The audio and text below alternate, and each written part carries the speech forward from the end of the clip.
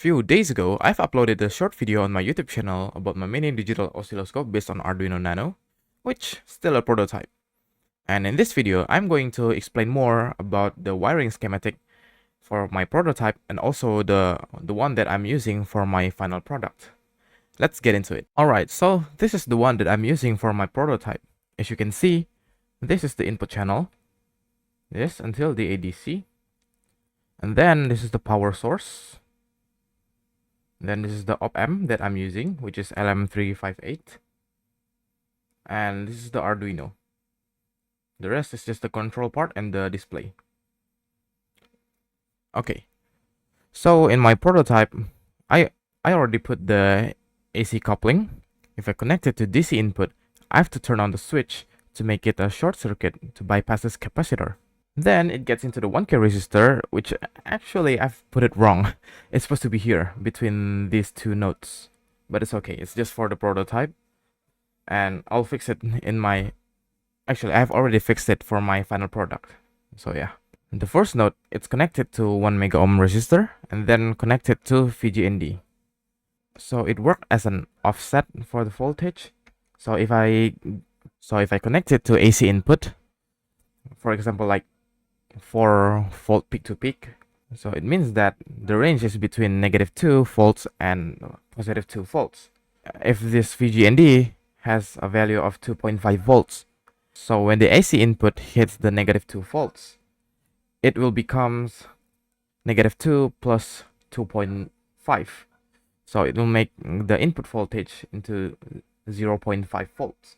So when the AC input hits +2 volts, it will become 2 volts plus 2.5 volts equals 4.5 volts. So that's the part that make the circuit be able to receive AC input. Okay, then the next node is the diode. Okay, this diode is for clamping voltage. So it's just for protection to prevent the voltage input getting lower than 0 volts and getting higher than 5 volts. So for this part, because I'm using 1N4148, it will clamp the voltage between -0.7 volts and the maximum around 5.7 volts. Actually, I've already tested using multimeter and I forgot to record it. So yeah, I don't have it with me.